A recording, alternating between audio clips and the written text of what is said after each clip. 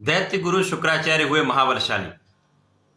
1 अप्रैल को शुक्राचार्य अपनी राशि का परिवर्तन करेंगे तथा गुरुदेव बृहस्पति की मीन राशि में प्रवेश करेंगे। अब क्योंकि मीन राशि शुक्राचार्य की उच्च राशि है, तो जहां पर शुक्राचार्य महाबलशाली होने जा रहे हैं, उनका बल कई 100 गुना बढ़ने वाला है। प्रभाव में वृद्धि हो रही, अत्यंत क्षमतावान हो रहे हैं शुक्राचार्य, क्योंकि उच्च राशि में जाने पर समस्त ग्रहों का प्रभाव अत्यंत श्रेष्ठ हो जाता है। सर्वाधिक शुभ प्रभाव मिलने लगता है, लाभकारी परिवर्तन है। परंतु जब यहां पर ये मीन राशि में परिवर्तन करेंगे, वहां पर पहले से ही राहु का गोचर चल रहा है, जिसके कारण राहु का एक दूषित प्रभाव भी होगा। तो ये जो परिवर्तन है वो समस्त राशि को प्रभावित करने वाला भी है, अत्यंत विशेष भी। जय श्री गणेश, नमस्कार। मैं आचार्य संजय द्विवेदी। मेरे समस्त प्रबुद्ध दर्शकों का मेरे चैनल पर हार्दिक स्वागत है। आज मैं शुक्राचार्य के राशि परिवर्तन प्रभाव को लेकर आपके सम्मुख उपस्थित हूं। 1 अप्रैल को शुक्राचार्य अपनी उच्च राशि में होंगे, तो निश्चित रूप से यहां पर उनका प्रभाव कई 100 गुना बढ़ सकता है, क्योंकि अत्यंत प्रबल अवस्था में होंगे।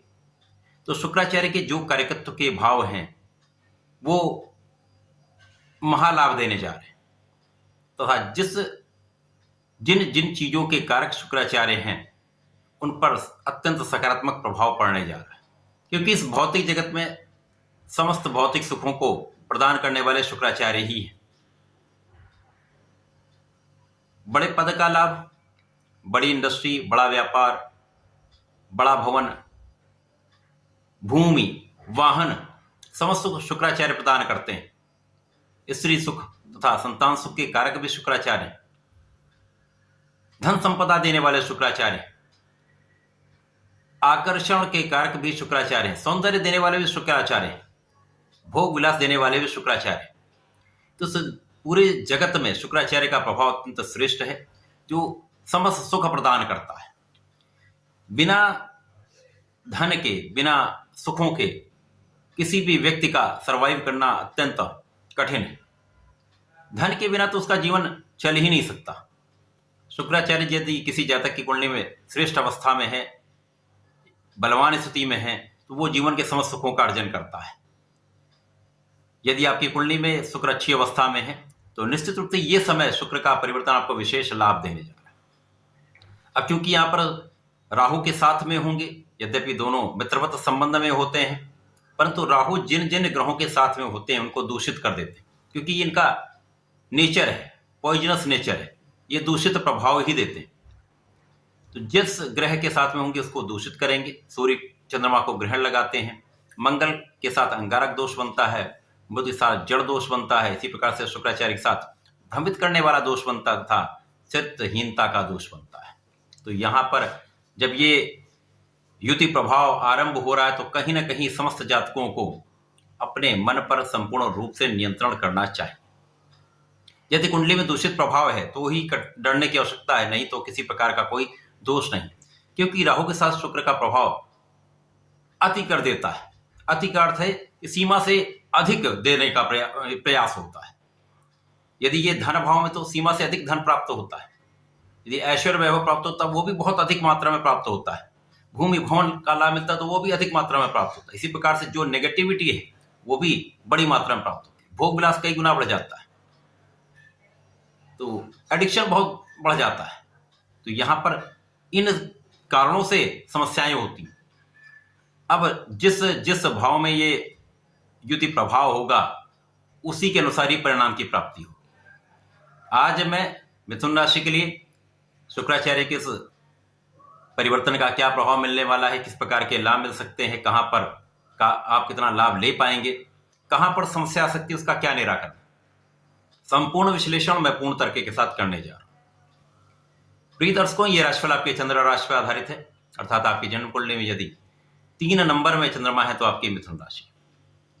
मिथुन राशि के लिए यदि हम अवलोकन करें, तो नैसर्गिक रूप से बुध और शुक्र आपसी मित्र भाव में होते हैं। अत्यंत मित्रवत संबंध है, दोनों कारक भाव हैं।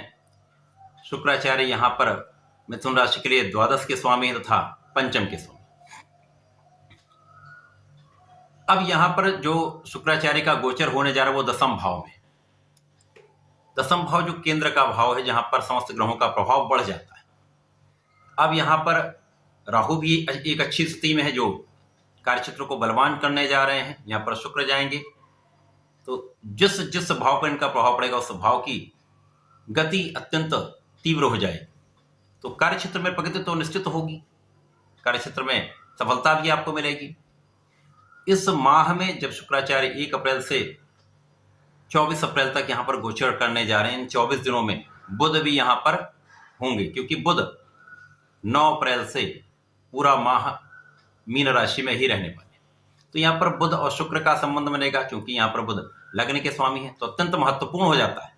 लग्न के साथ शुक्राचार्य का संबंध बनेगा, तो राहु भी होंगे, तो कुछ विशेष लाभ भी मिलेंगे और कहीं कुछ विशेष सजग भी आपको रहना, क्योंकि यहां समस्याएं भी हो सकती हैं। कार्यक्षेत्र बलवान होगा, यहां पर कोई संदेह नहीं है, परंतु जब बुध राहु के प्रभाव में आएंगे, जड़ दोष में जाएंगे, शुक्र के साथ में भी होंगे, तो यहां पर निश्चित रूप से कार्यक्षेत्र में आपके वाणी के कारण विवाद होगा। जो लोग शासन प्रशासन में है, प्रशासनिक सेवाओं में है, जनता से संबंधित होकर किसी कार्य में है, अथवा जो व्यापारी गण है, जो जनता से संबंधित होकर अपने व्यापार को कर रहे हैं, लोगों से संबंधित हैं, उनके साथ भी ये समस्या अवश्य हो सकती है। यदि उनकी कुंडली में बुध बलवान है, राहु ये अच्छे प्रभाव में है तथा शुक्र बलवान है, तो यहां पर कोई बड़ी समस्या नहीं होने वाली। क्षणिक समस्या हो सकती है, उसका प्रभाव समस्त लोगों को प्राप्त होगा। जो लाभ है वो भी सबको प्राप्त होंगी, कहीं ना कहीं नेगेटिविटी भी मिलती है। तो यहां पर बुध शुक्र का जो महालाभ का योग बन रहा है, वो महाधन आपको अवश्य प्राप्त होगा। कार्यक्षेत्र में प्रगति भी होगी, अचानक बहुत आगे आप बढ़ सकते हैं। कार्यक्षेत्र में विशेष प्रगति का योग बन रहा, सफलता का योग बन रहा, परंतु इसी बीच में अपयश का भी योग बन रहा, क्योंकि यहाँ पर शुक्र और राहु का प्रभाव जो निश्चित रूप से भ्रम की स्थिति हो उत्पन्न करता है। लोगों के बीच में आपके लिए एक सस्पिशियस एक इमेज बन जाती है, जिसके कारण समस्या हो सकती है। तो यहाँ पर आपको सजग भी रहना होगा। यहाँ पर माता पिता के सुखों में वृद्धि होगी, आपके भी सुख में वृद्धि होगी, सुख साधन आपके बढ़ने वाले हैं, भूमि भवन का आप लाभ ले सकते हैं। यहाँ पर भूमि भवन वाहन के परचेज में ही, उनके क्रय करने में ही आपका व्यय होने वाला है, आपके साधन को बढ़ाने में आपका व्यय होने वाला है। तो कार्य क्षेत्र में जो धन का आप लाभ ले रहे हैं, उनका आप उपयोग यहाँ पर करने वाले। अब यहाँ पर ज्ञान तो निश्चित रूप से आपका बढ़ने वाला है, ज्ञान भी आपका बढ़ेगा, शिक्षा में भी आप लाभ लेंगे, संतान भी बहुत अच्छी रहने वाली है, संतान का सुख भी प्राप्त होगा, शिक्षा प्रतियोगिता में सफलता भी मिलेगी। प्रेम संबंध के लिए यहाँ पर बहुत सजग रहना, यद्यपि यहाँ पर कोई बहुत बड़ा नेगेटिव इफेक्ट नहीं हो रहा, परंतु यहाँ पर भ्रम के कारण ही समस्या आई, वाणी के कारण ही समस्या आई। इस समय में संपूर्ण रूप से आपके लिए लाभ की स्थिति बन रही है, बड़े धन का योग बन रहा है, परंतु यहाँ पर बहुत सावधान भी आप रहें, क्योंकि जहां पर बड़ा यश होता है वहां पर कहीं ना कहीं अपयश भी होता है। अपने मन को प्रबल रखना हो, मानसिक दृढ़ता बनाए रखनी हो, किसी पर अचानक विश्वास नहीं करना है, महिलाओं का पूर्ण आदर करें, यहाँ पर किसी पर भी कटाक्ष ना करें, क्योंकि इसके कारण एक समस्या का योग बन सकता है। बाकी यहाँ पर धनदायी योग है, कार्यक्षेत्र प्रगति का योग है, साथ ही साथ जो लोग विदेश जाना चाहते हैं, विदेश भ्रमण करना चाहते हैं, तो कार्यक्षेत्र के कारण उनका भ्रमण हो सकता है, व्यापार के कारण उनका भ्रमण हो सकता है, अथवा वो आध्यात्मिक यात्राएं कर सकते हैं, तीर्थ स्थलों का भ्रमण भी कर सकते हैं। ये आपके लिए एक अच्छा संयोग बन रहा है। व्यय में वृद्धि, तो निश्चित रूप से आप अपने सुख साधन बढ़ाएंगे तो यहाँ पर व्यय बढ़ेगा, परंतु अकारण किसी भी व्यय को करने से बचना चाहिए, क्योंकि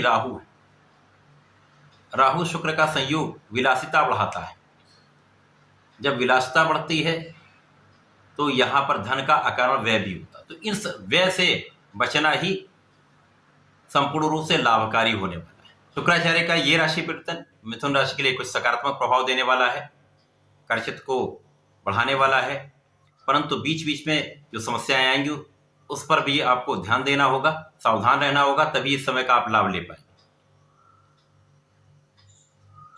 मिथुन राशि के जातकों को नियमित रूप से श्री गणपति महाराज के शरण में रहना चाहिए, शंकर नाशन श्री गणेश स्तोत्रम का पाठ अवश्य करना चाहिए, जिससे आपका मन एकाग्र होगा, आपका अपने ऊपर नियंत्रण भी होगा, बुद्धि बल भी श्रेष्ठ होगा। तो जो बुध की नेगेटिविटी आएगी, जब जड़ दोष बनेगा, तो वहां पर आप पूर्ण रूप से नियंत्रण कर पाएंगे तथा स्थितियों से आप निकल पाएंगे। तथा इस समय में आपको प्रत्येक बुधवार को गाय को हरा चारा देना चाहिए, जिससे जो समस्याएं हैं उन पर नियंत्रण भी होगा, आप लाभ भी ले पाएंगे। तो ऐसा करके समय का लाभ लें। धन्यवाद, नमस्कार।